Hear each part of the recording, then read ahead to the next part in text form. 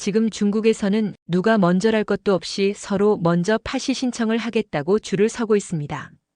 그것도 한때 성공의 아이콘이라 불리던 상류층들이 말이죠. 우리에겐 4억 명의 중산층이 있다며 미국보다 낫다고 자랑하던 나라 중국. 심지어 아시아 국가들에게는 이제는 차이나 드림을 좇을 시간이라며 미래를 판촉하던 나라였죠. 그런데 지금은 그 상류층이었던 사람들도 하루하루를 견디기 위해 일터에 나가 설거지 알바를 합니다.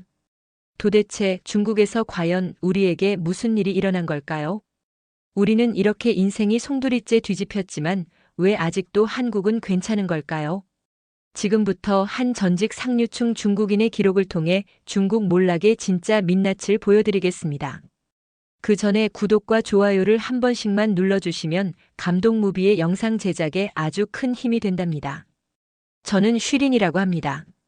베이징 대학교 경제학과를 졸업하고 15년간 중국 최대 경제지에서 일했어요. 제 손끝에서 나온 기사들이 주식시장을 움직였고 기업인들이 제 분석을 기다렸죠. 제 사무실은 베이징 CBD 중심가 42층에 있었어요. 창밖으로 보이는 마천루들을 바라보며 저는 매일 이런 생각을 했죠. 세상에서 가장 역동적인 도시에서 가장 영향력 있는 일을 하고 있어. 그 자부심이 하늘을 찔렀어요. 2019년 저는 자신만만했습니다. 한국? 그 작은 나라요? 도시국가 수준이죠. 중국의 성장 동력 앞에서는 한계가 명확해요. 이런 글을 썼거든요. 독자들은 박수를 쳤고 저는 그 박수가 당연하다고 생각했어요. 편집장도 제 어깨를 두드리며 말했죠. 쉬린, 내가 중국 경제의 미래를 정확히 봤어. 당시 제 연봉은 50만 위안이었어요. 베이징에서도 상위 5%에 속하는 수입이었죠. 강남 스타일 아파트에 살며 주말엔 프랑스 와인을 마시고 연휴엔 유럽 여행을 다녔어요. 그게 제 일상이었습니다. 그런데 2023년 봄 모든 것이 완전히 무너지기 시작했습니다. 제가 자주 만나던 부동산 투자 모임의 리더 왕젠밍이 파산 신청을 했어요. 그는 베이징에만 아파트 20채를 소유한 사람이었죠.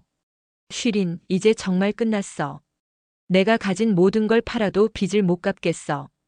그의 목소리가 떨렸어요. 평생 처음 보는 왕젠밍의 모습이었죠. 왕젠밍뿐만 아니었어요. 제 주변 기업인 친구들이 줄줄이 무너졌죠. 한때 베이징 강남이라 불리던 차오양구의 고급 아파트들이 반값에도 팔리지 않았어요. 제가 물려받은 부모님 아파트도 마찬가지였습니다. 시가 400만 위안이던 게 200만 위안에도 관심을 보이는 사람이 없었거든요. 그때 처음으로 한국을 다시 보게 됐어요. 제가 무시했던 그 나라의 산업정책 보고서를 밤새 읽었죠. 기술 중심 성장, 위기관리 능력 마이너스 이런 단어들이 제 눈에 들어왔어요. 주변 지식인들도 마찬가지였습니다. 한국은 어떻게 이런 시스템을 만들었을까?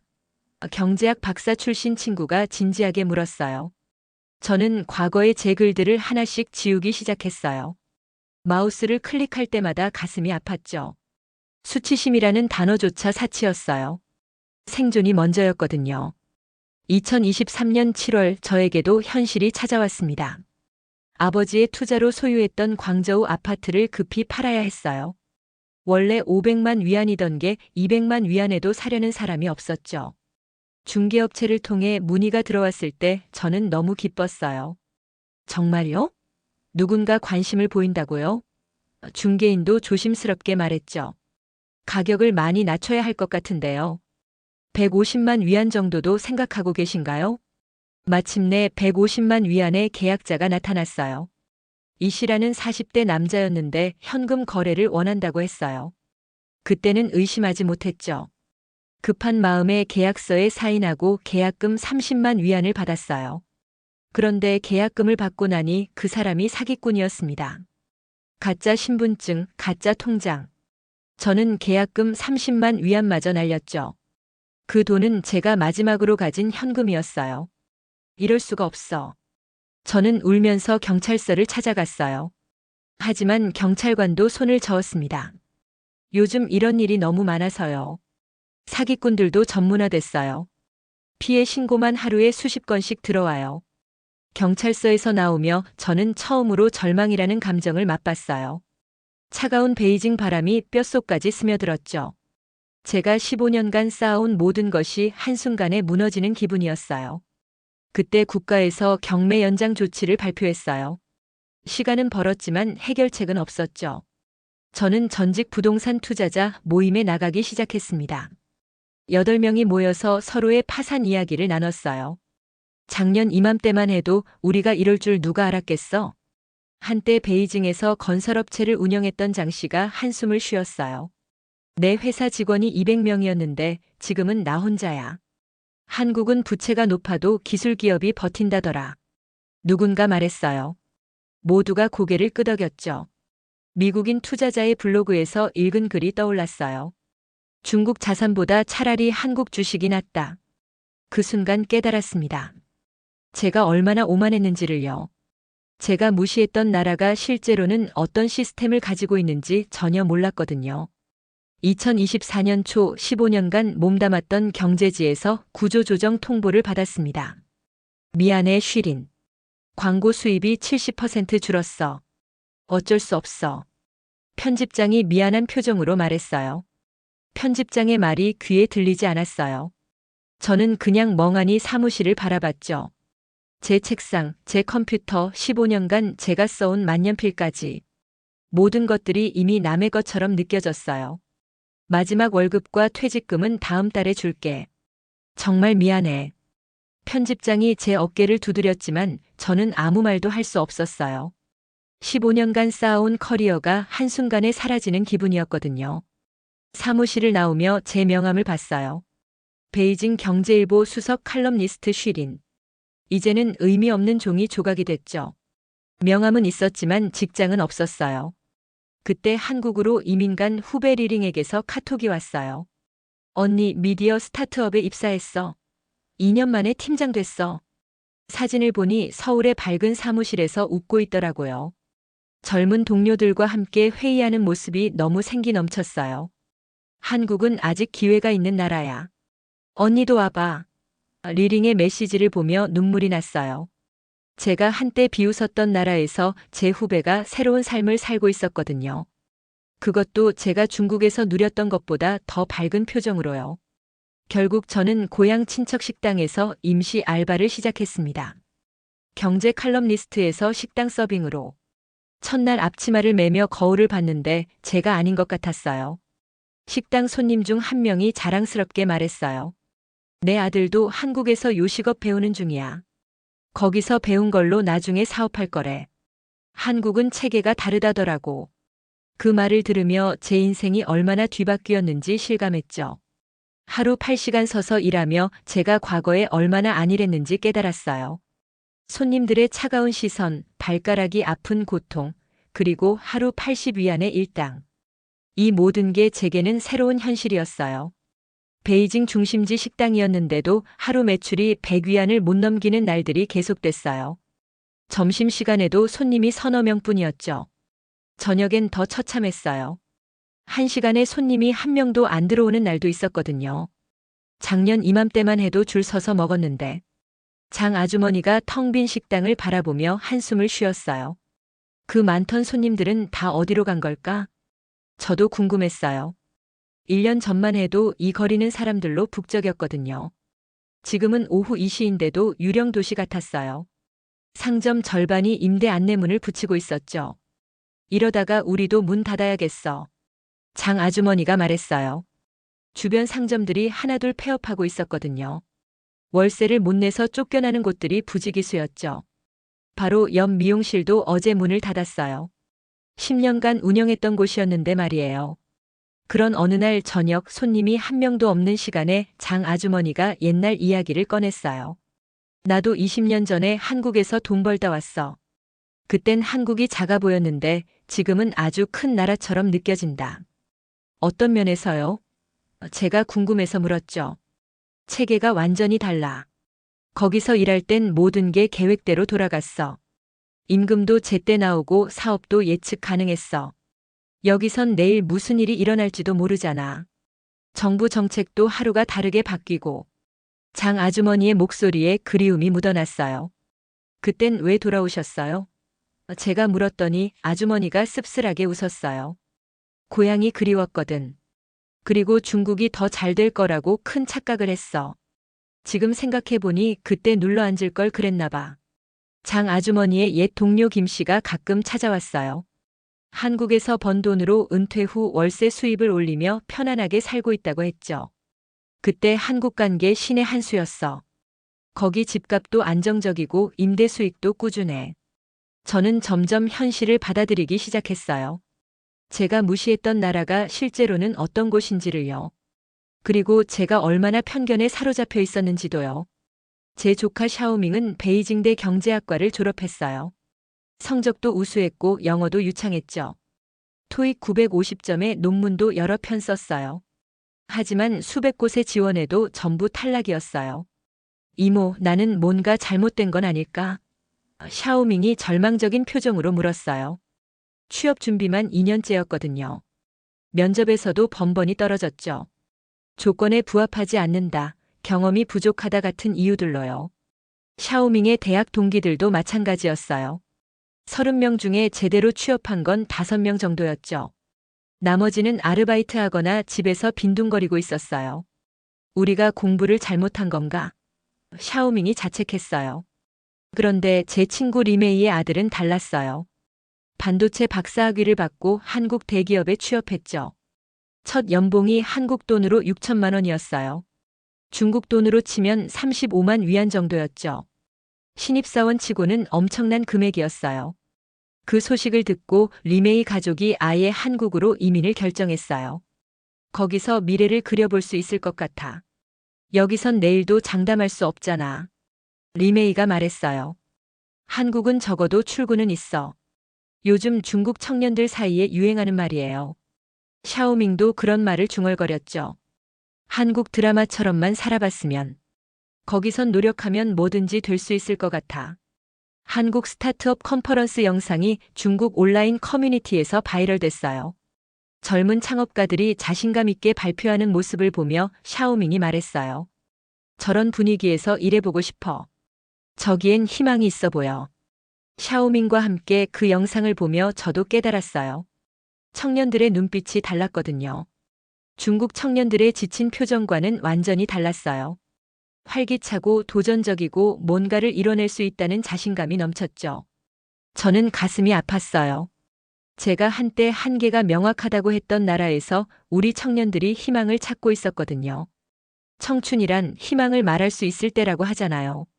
그런데 여기선 희망이라는 단어 자체가 사치가 되어 사라져버렸어요. 2024년 가을 결국 식당 폐업이 결정됐어요. 장 아주머니가 눈물을 글썽이며 말했죠. 더 이상은 못 버티겠어. 월세만 내고 있어. 하루 매출이 월세의 10분의 1도 안 돼.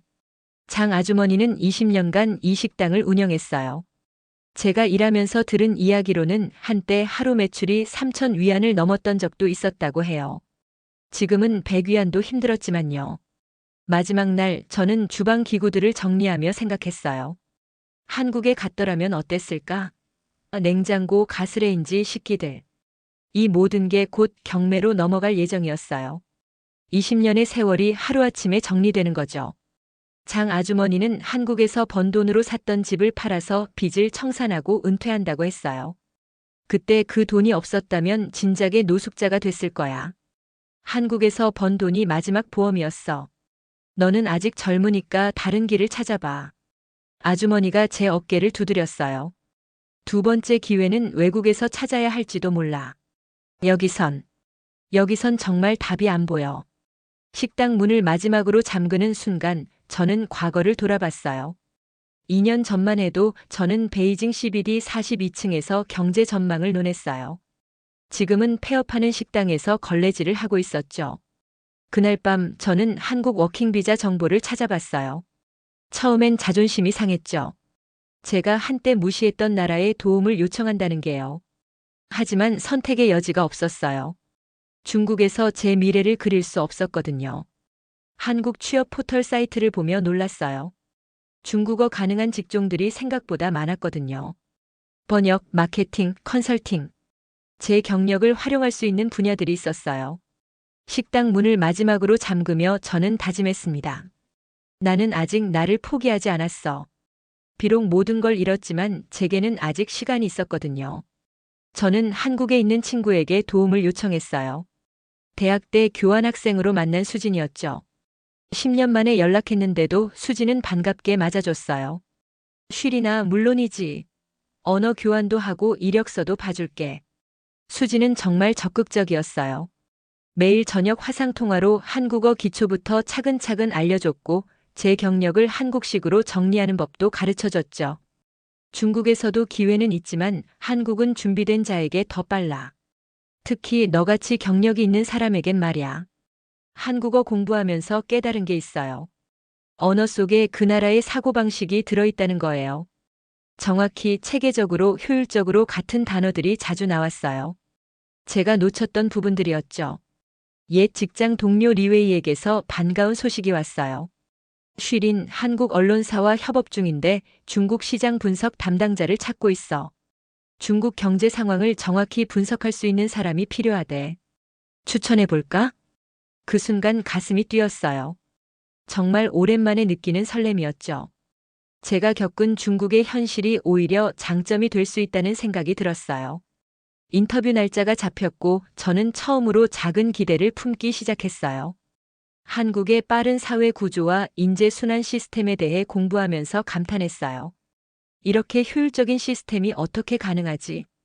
중국에서는 관계가 우선이었다면 한국에서는 실력과 시스템이 우선이었어요. 수진이 보내준 한국 기업 문화 자료를 보며 놀랐어요. 빠른 의사결정, 수평적 소통, 성과 중심 평가 마이너스 이런 요소들이 체계적으로 갖춰져 있었거든요. 제가 중국에서 겪었던 비효율성과는 정반대였어요. 저는 마침내 깨달았습니다. 기회는 기다리는 자에게 오는 게 아니라 움직이는 자에게 온다는 걸요. 그리고 때로는 무너져야 다시 시작할 수 있다는 것도요. 한국 출장을 떠나는 리웨이의 부탁으로 공항에 짐을 전달하러 갔어요. 베이징 수도공항 국제선 터미널, 한국행 비행기를 기다리는 사람들의 얼굴을 봤죠. 놀라웠어요. 모두의 얼굴에 기회가 써 있었거든요. 젊은 사람들뿐만 아니라 중년의 사업가들, 심지어 나이 든 분들도 희망찬 표정이었어요. 중국을 떠나는 사람들이 이런 표정을 짓는 걸 본 적이 없었어요. 공항 카페에서 우연히 들은 대화가 인상적이었어요. 40대 남성 2명이 이야기하고 있었거든요. 한국에서 사업 시작하려고 하는데 거기는 규정이 명확해서 좋더라. 중국처럼 갑자기 바뀌지도 않고 활주로에서 한국행 비행기가 이륙하는 모습을 바라보며 생각했어요. 한국은 내가 틀렸던 나라였다. 5년 전 제가 쓴 글들이 머릿속에 스쳐 지나갔죠. 한계가 명확한 도시국가, 중국의 성장 동력 앞에서는 미미한 존재 마이너스 얼마나 오만했었는지요. 그때 문득 제 과거가 오버랩됐어요. 베이징 사무실에서 자신만만하게 한국의 한계를 논했던 제 모습과 지금 공항에서 한국행 비행기를 바라보는 제 모습이요. 그 격차가 너무 컸어요. 공항에서 만난 한 청년이 인상적이었어요. 컴퓨터 공학을 전공했다는 25살 청년이었는데 한국 스타트업에 취업이 확정됐다고 했어요. 중국에선 2년 동안 취업 못했는데 한국에선 한 달 만에 됐어요. 실력을 봐주는 것 같아요. 그 청년의 눈빛이 샤오밍과는 완전히 달랐어요. 희망과 설렘으로 가득했거든요. 내 인생도 어디론가 다시 떠날 수 있을까? 이 질문을 가슴에 새기며 저는 집으로 돌아왔어요. 집에 돌아와 거울을 봤어요. 지친 얼굴이었지만 눈빛만큼은 예전과 달랐어요. 절망이 아닌 조심스러운 희망이 있었거든요. 희망은 느리게 찾아오지만 분명히 온다는 걸 그날 알았어요. 그날 밤 저는 한국어 공부를 다시 시작했어요. 수진이 보내준 교재를 펼치며 생각했어요.